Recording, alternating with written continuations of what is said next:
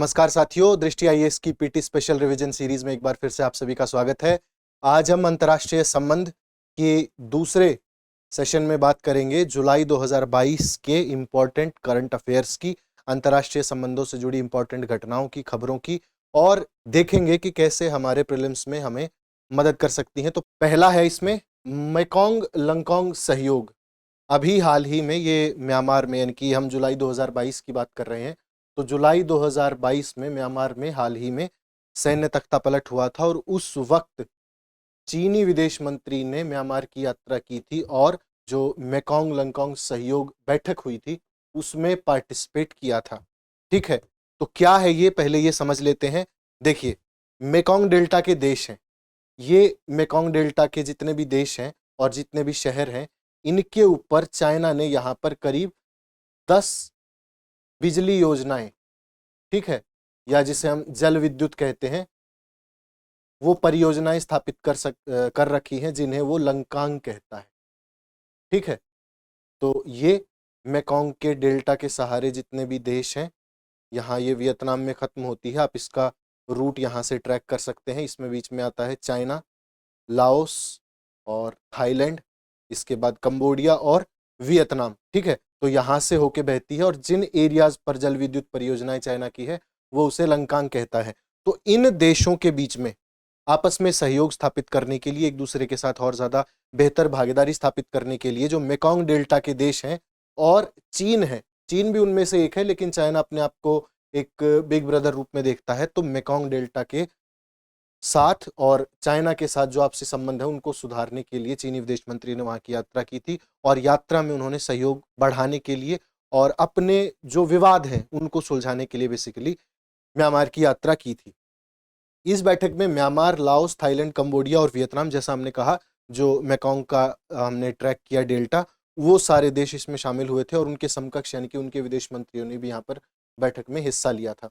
और ये बागान केंद्रीय शहर में आयोजित किया गया था। इसका उद्देश्य आप जानते हैं, नॉर्मल, वही शांति और समृद्धि के लिए एकजुटता, यानी कि उस पूरे डेल्टा को एक साथ लाना, उस पूरे डेल्टा कंट्रीज का एक साथ बैठ करके सहयोग स्थापित करना, ये चीन की रणनीति है। उसके बाद ये बेसिकली एक चाइना के नेतृत्व वाली नीति है, यानी कि चाइना इसमें लीड करता है और अपने आप को बिग ब्रदरली एटीट्यूड में हमेशा रखता है।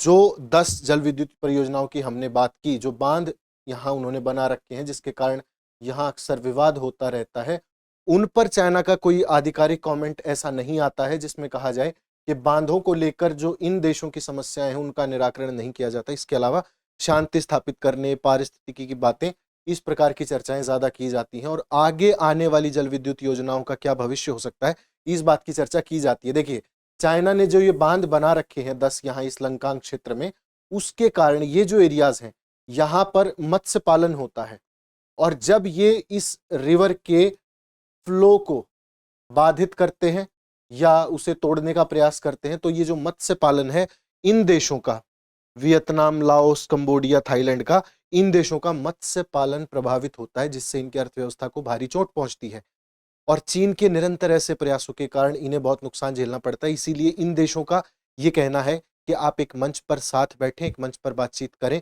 लेकिन चाइना अपने जो मुद्दे हैं, जो उनके बांध हैं, उन बातों को नजरअंदाज करता रहता है लगातार और सहयोग स्थापित करने की बात करता है। इस बैठक में भी शांति स्थापित करने के लिए एकजुट होने की बात की गई, लेकिन चाइना ने अपने इश्यूज पर कोई बात नहीं की। ठीक है, चाइना की निश्चित तौर पर आलोचना की जाती है डाउनस्ट्रीम फ्लो को बाधित करने के लिए। इसके अलावा जो दक्षिण पूर्व एशियाई देशों की अर्थव्यवस्थाएं हैं वो न सिर्फ चीन के लिए बल्कि भारत के लिए भी बहुत महत्वपूर्ण है और भारत लगातार प्रयास करता रहता है कि इन अर्थव्यवस्थाओं के साथ एकजुटता लाने का प्रयास किया जाए। न सिर्फ भारत के लिए इंपॉर्टेंट है बल्कि चाइना को काउंटर करने के लिए भी भारत के लिए बहुत ज्यादा इंपॉर्टेंट हो जाता है। ठीक है, भारत की 2 नीतियां हैं वो आपको याद रखनी है, उनमें थोड़ा सा आपको नजर बना के रखनी है। पहला, नेबर फर्स्ट, और हमारी जो पहली नीति थी लुक ईस्ट, जो कि आजकल एक्ट ईस्ट हो गई। ठीक है, तो ये भारत के जो दक्षिण नॉर्थ ईस्ट आप उसको कह लें या ईस्ट एशियन कंट्रीज कह लें, उनके विकास के लिए, उनके साथ सौहार्द स्थापित करने के लिए भारत की महत्वपूर्ण परियोजनाएं हैं। इसके अलावा भारत ने सागर नीति के तहत ये हम भारत और म्यांमार के संबंधों के संदर्भ में समझ रहे हैं कि अगर चीन के लिए ये सारे देश इतने इंपॉर्टेंट है तो भारत इनके लिए क्या कर रहा है, भारत के लिए कैसे ये इंपॉर्टेंट है। तो सागर नीति भारत की है, जिसके अंतर्गत भारत ने सितवे बंदरगाह को विकसित किया है। ठीक है, ये आपको याद रखना है। हालांकि चीन ने भी म्यांमार में एक क्याओप्यू इस बंदरगाह को विकसित किया है, जो ऐसा माना जाता है कि भारत के रिटेलिएशन में या भारत के प्रभाव को कम करने के लिए, म्यांमार के साथ और ज्यादा सहयोग बढ़ाने के लिए चीन ने ऐसा किया है। लेकिन दोनों देशों की यहां पर उपस्थिति है। भारत करीब 1600 किलोमीटर की लंबी सीमा रेखा साझा करता है म्यांमार के साथ, और उस संदर्भ में भारत के लिए जरूरी हो जाता है कि वो चाइना के किसी भी कदम को जो इन देशों के साथ सहयोग बढ़ाने के लिए इंपॉर्टेंट हो उसको काउंटर करे और लगातार उसका जवाब देता रहे। इसके अलावा आसियान, बिम्स्टेक और सार्क के भारत और म्यांमार दोनों मेंबर कंट्रीज हैं। भारत का एक अच्छा सहयोगी भी म्यांमार है। भारत के साथ सांस्कृतिक संबंध हैं, धार्मिक संबंध हैं। उसके अलावा कुछ इश्यूज हैं जो कि पिछले दिनों देखे गए, उनमें रोहिंग्याज का एक इशू था। तो इन इश्यूज को भारत ने लगातार टैकल किया है, उन पर ध्यान दिया है और आपसी सहयोग बढ़ाने के लिए सांस्कृतिक और रणनीतिक कूटनीति का सहारा लिया है। ठीक है, इससे संबंधित 2015 में एक प्रश्न आया है, मेकॉन्ग गंगा सहयोग। अब देखिए, मेकॉन्ग लंगकोंग, मेकॉन्ग आप जानते हैं और चाइना उसको कहता है लंगकोंग। तो मेकॉन्ग लंगकोंग सहयोग भी और मेकॉन्ग गंगा सहयोग भी है, दोनों नदियां हैं। मेकॉन्ग गंगा सहयोग जो कि 6 देशों की एक पहल है, निम्नलिखित में से कौन सा देश प्रतिभागी नहीं है? आपको बताना है इसका उत्तर। बांग्लादेश, कंबोडिया, चीन, म्यांमार में से केवल 1, 2, 3, 4, 1, 3 या 1, 2, 5। आप इसका सही उत्तर देखिए, कमेंट बॉक्स में कमेंट करिए। हम अगले एपिसोड में, अगले सेशन में इसकी बात करेंगे। अगला है भारत यूरोपीय संघ व्यापार और निवेश समझौते। ठीक है, तो पहले तो हमें समझना है यूरोपीय संघ क्या है और भारत का उससे कैसे व्यापार हुआ, कैसे व्यापार समझौते आगे बढ़ते हैं। तो जुलाई 2022 में एक मीटिंग होती है नई दिल्ली में, जिसमें नए नए व्यापार समझौतों की वार्ता की गई।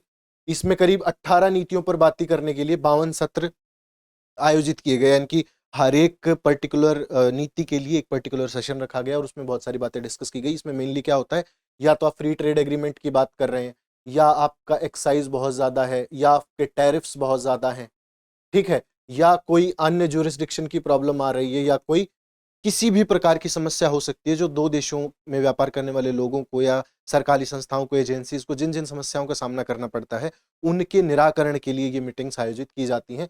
तो सितंबर 2022 में फिर ब्रसल्स में एक और मीटिंग दोनों देशों की रखी गई। देशों नहीं, ये यूरोपीय तो संघ है, तो इसमें बहुत सारे देश हैं, उसकी आगे बात करेंगे, समझेंगे यूरोपीय संघ क्या है। इसके अलावा इसमें मुक्त व्यापार समझौते पर हमने 2007 में बातचीत शुरू की गई थी, जिसे BTIA आधिकारिक तौर पर कहा गया था। इसमें वस्तुओं, सेवाओं और व्यापार में शामिल जितने भी अवयव होते हैं, तत्व होते हैं, उनमें टैरिफ में और जो ट्रांसपोर्टेशन है उसमें छूट देने की बात की गई थी। इन सब चीजों पर वार्ताएं की गई थी, पहले भी 2007 से लेकर के आगे चलती रही थी, लेकिन 2013 में आकर के बातचीत बंद हो गई थी क्योंकि दोनों देश एक दूसरे का मार्केट एक्सेस नहीं कर पा रहे थे। ठीक है, इन सब समस्याओं की वजह से और फिर पेशेवरों ने जो चीजें हाईलाइट की थी उसकी वजह से।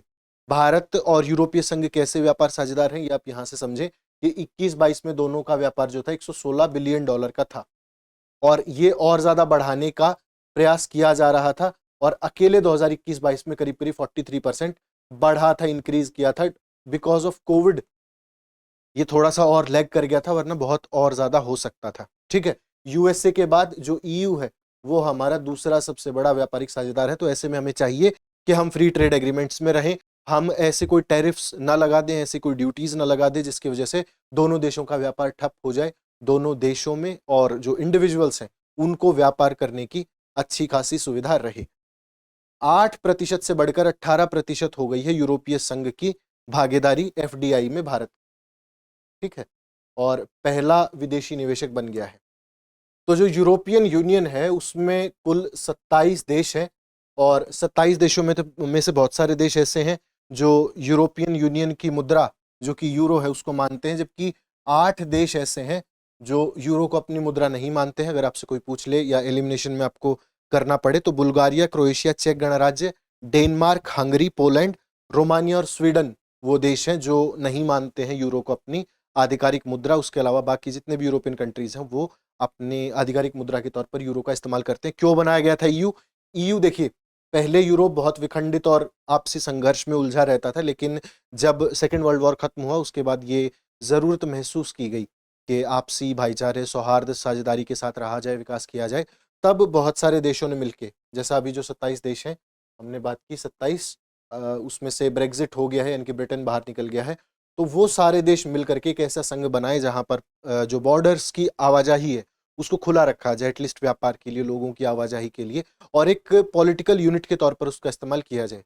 हालांकि सॉवरेनिटी अलग हर देश की रहती है, लेकिन एक ऐसा संघ बनाना जहां पर जिनके रणनीतिक हित, जिनके व्यापारिक हित, जिनके सामरिक हित एक जैसे हों, और इसके लिए इस संघ का निर्माण किया गया था, इसे बनाया गया था। ठीक है, चलिए फिर है अफ्रीकी संघ की 20वीं वर्षगांठ, जुलाई 2022 में मनाई गई थी। 9 जुलाई को ये मनाई गई थी 20वीं वर्षगांठ। तो ईयू की तरह ही एयू भी है। अभी हमने ईयू की बात की, ऐसे ही एयू भी है, अफ्रीकन यूनियन।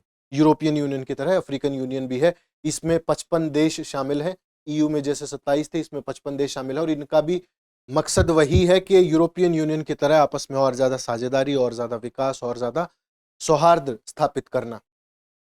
ठीक है, एकता संगठन अफ्रीकी 1963 में से स्थापित किया गया था, जो अफ्रीकन स्वतंत्र राज्य उस वक्त थे, और ज्यादा सहयोग बढ़ाने के लिए फिर लागोस प्लान ऑफ एक्शन आया था अफ्रीकी एकता संगठन द्वारा, 1980s में अपनाया गया था। और उस प्लान के अपनाने के बाद 2002 में अफ्रीकी एकता संगठन की जगह अफ्रीकी संघ आ गया था।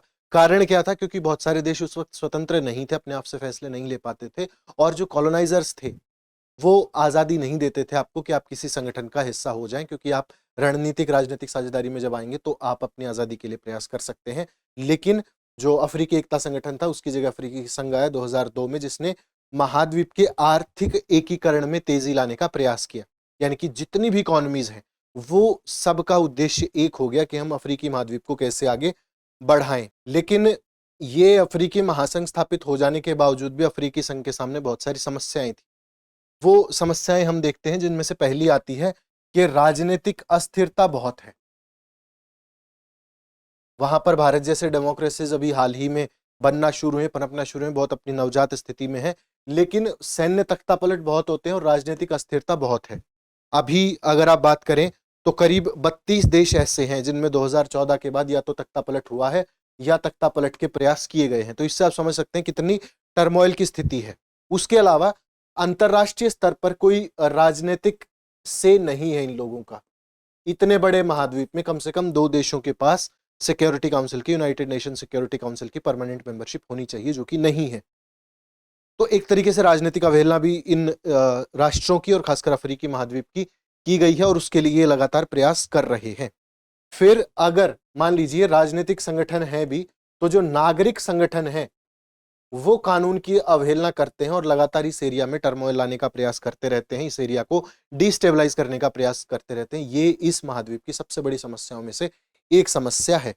अब भारत के साथ कैसे रिश्ते हैं, भारत क्या कर रहा है अफ्रीका महाद्वीप के लिए? तो देखिए, भारत ने, अगर हम कोविड की बात करें तो कोविड में जो भारत की वैक्सीन डिप्लोमेसी थी उसके अंतर्गत भारत ने अफ्रीका महाद्वीप के देशों की भी अच्छी खासी काफी मदद की है। तो कोविड वैक्सीनेशन से भारत ने अपने संबंध अच्छे करने की तरफ एक कदम बढ़ाया है। इसके अलावा खाद्य सुरक्षा ऐसा मुद्दा है जिसमें भारत अफ्रीका महाद्वीप की लगातार मदद करता रहता है। वहां पर जो बीमारियां हैं उसमें यूएन लगातार सहयोग देता रहता है, भारत भी उसका एक हिस्सेदार है, भारत भी अपनी हिस्सेदारी बनाए रखता है। फिर जो नियो कॉलोनाइजेशन है, या जिसे नव उपनिवेशवाद कहते हैं, यानी कि उपनिवेश बनाने के नए नए तरीके। आप किसी के सांस्कृतिक रूप से उपनिवेश हो सकते हैं, आप किसी के मानसिक उपनिवेश भी हो सकते हैं।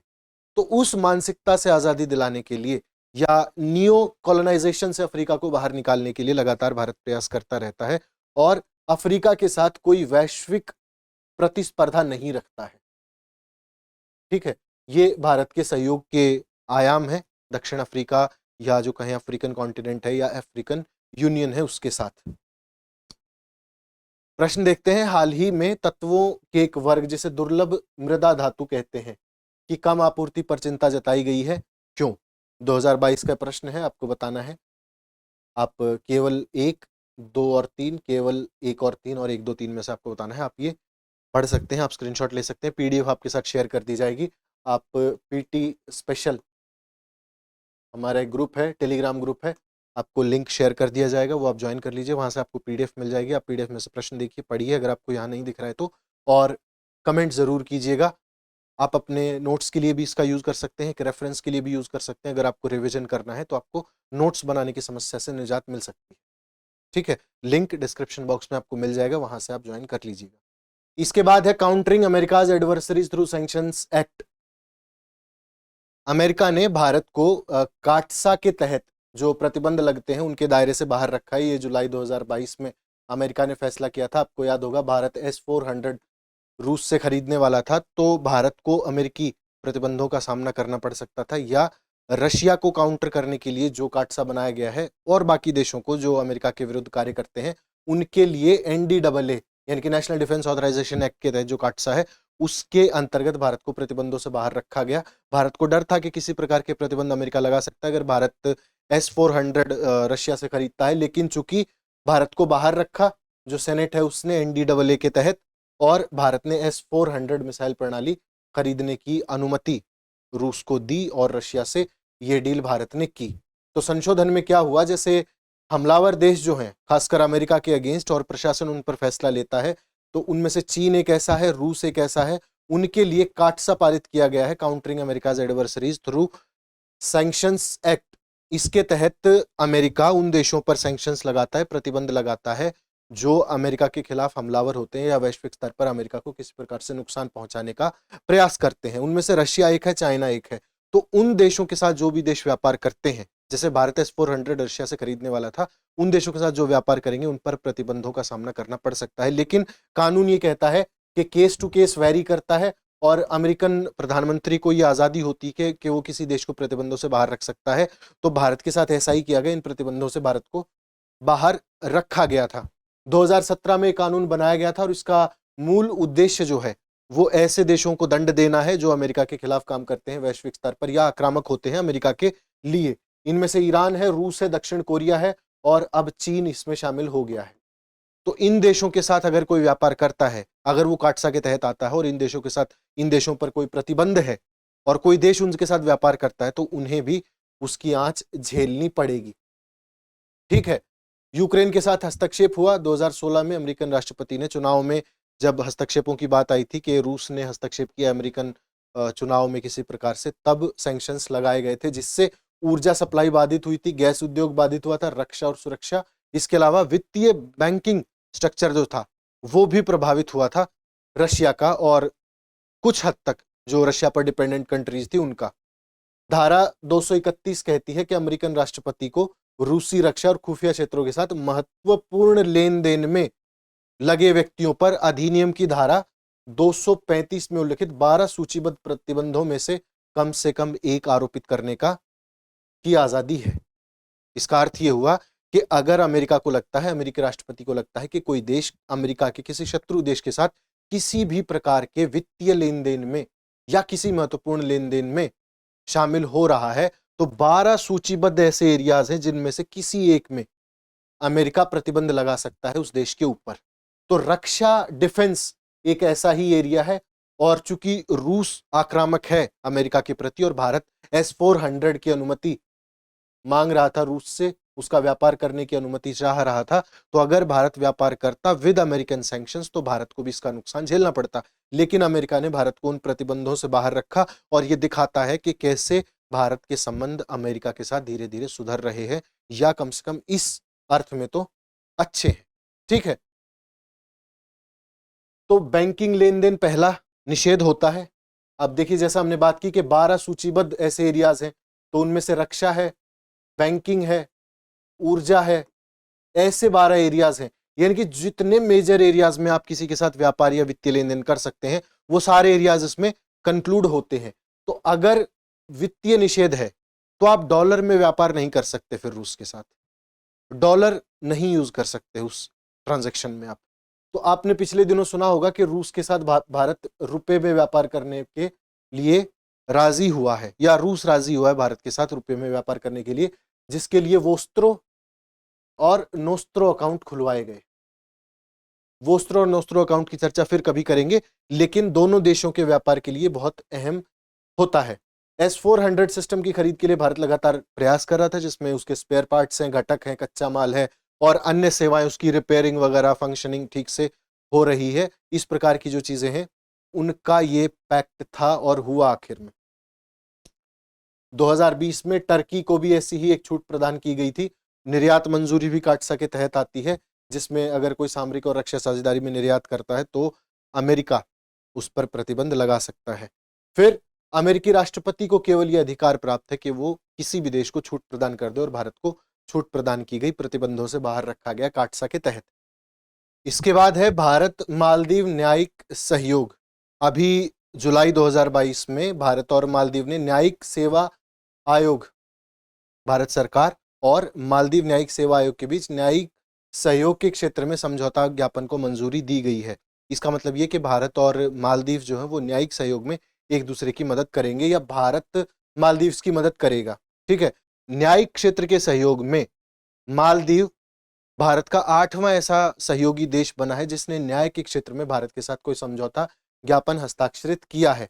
इसका काम क्या होगा कि भारत के विदेश मंत्री उससे पहले गए थे, उन्होंने मालदीव में अपनी 2 दिवसीय यात्रा की थी, हमने उसकी बात की थी। उन्होंने national college for policing and law enforcement का भी उद्घाटन किया था। यानी कि भारत लगातार मालदीव के साथ न्यायिक सहयोग स्थापित करता रहा है।